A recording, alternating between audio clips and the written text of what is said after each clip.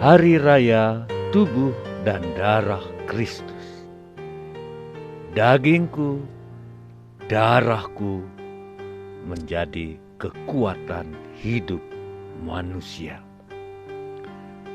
Bapak, Ibu, saudara-saudariku yang terkasih, hari Minggu ini kita merayakan tubuh dan darah Kristus.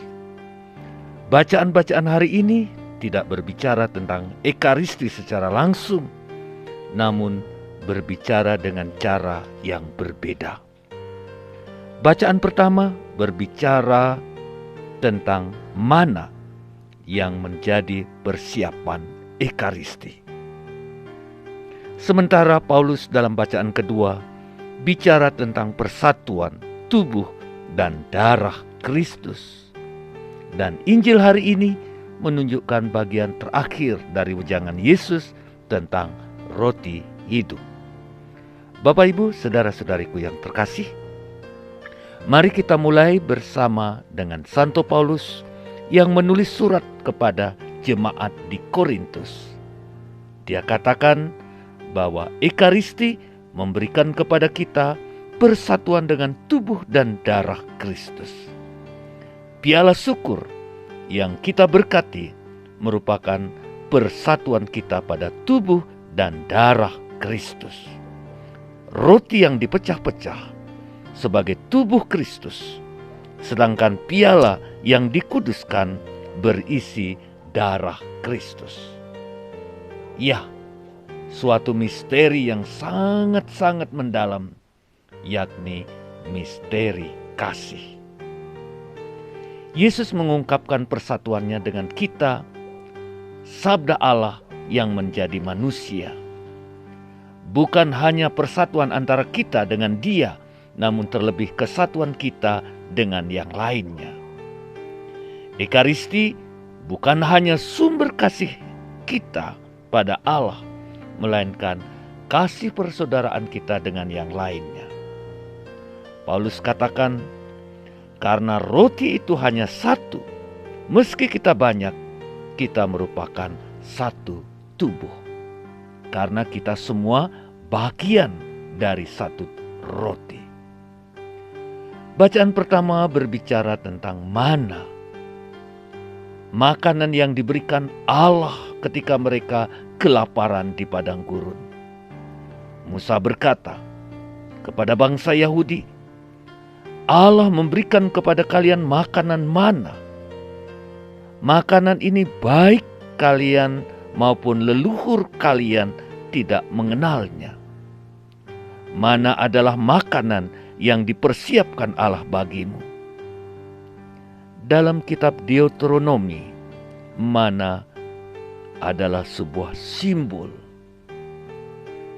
Bukan hanya pemberian Allah, melainkan juga merupakan pewahyuan Allah sendiri. Bukankah Yesus pernah mengatakan, manusia hidup bukan hanya dari roti, tetapi juga dari semua yang keluar dari mulut Allah. Apa itu? Firman Allah. Mana datang dan berasal dari Allah, dari mulut Allah. Apa yang keluar dari mulut Allah? Firman-Nya, hukum-Nya, perintah-perintahnya yang mengungkapkan kasih-Nya. Kita tahu bahwa yang terpenting dalam hidup manusia adalah kelembutan dan keterbukaan hati pada firman Allah. Kita mesti terima dan sambut firman Allah yang menerangi hidup kita, yang menunjukkan jalan bagi hidup kita, dan yang juga memberikan kekuatan di saat kita tak berdaya. Amin, Bapak Ibu. Amin, amin, amin. Nah, Ekaristi sungguh-sungguh mana yang benar. Yesus berkata kepada bangsa Yahudi, bukan Musa yang memberikan roti kepadamu, melainkan Bapa-Ku. Roti dari Allah adalah Dia yang turun dari surga dan yang memberikan hidup bagi dunia.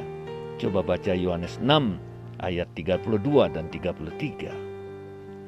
Demikian setelah memberikan makanan pada khalayak banyak yang kelaparan di padang gurun, Yesus menjelaskan makna mujizat itu.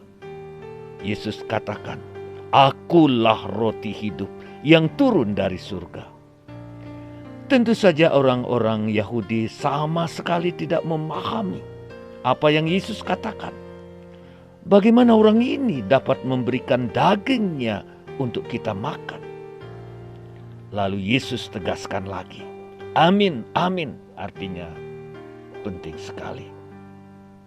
"Aku katakan kepadamu, jika kalian tidak makan daging Putra Manusia dan jika kalian tidak minum darahnya, kalian tidak akan memiliki hidup dalam diri kalian." Dan ini Yesus katakan berulang-ulang. Dan untuk menyatakan ini dia katakan, "Amin, amin, aku katakan." Luar biasa. Luar biasa Bapak Ibu. Tentu saja Yesus tidak berbicara dalam arti hidup fisik, melainkan hidup yang sesungguhnya, hidup jiwa, hidup rohani yang menyatukan Allah dan manusia untuk selama-lamanya, yakni hidup kekal. Nah Bapak Ibu, saudara-saudariku yang terkasih, penting sekali bahwa untuk mendapatkan hidup ini, makan daging dan minum darah Yesus yang hadir dalam Ekaristi. Yesus tahu bahwa kita ini bukan roh, tetapi manusiawi. Kita bukan roh murni, tetapi hidup jasmani. Yesus ulangi sekali lagi, "Dagingku adalah benar-benar makanan dan darahku benar-benar minuman." Kemudian Yesus menjelaskan bahwa sakramen ini menyatukan kita dengannya secara sempurna. "Dia yang makan tubuhku dan minum darahku tinggal bersama aku dan aku tinggal bersama dia." Dalam Ekaristi Bapak Ibu saudara-saudariku yang terkasih, kita menerima hidup Yesus. Yesus mengakhiri pengajarannya, "Sama seperti Bapa hidup dalam aku hidup oleh Bapa. Demikian juga dia yang makan tubuhku akan hidup melalui aku."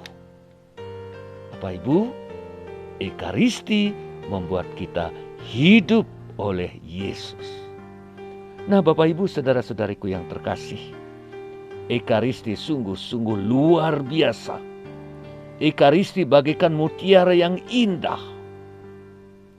Mari kita renungkan, meditasikan secara mendalam, sehingga Ekaristi menjadi sumber hidup dan puncak iman kita.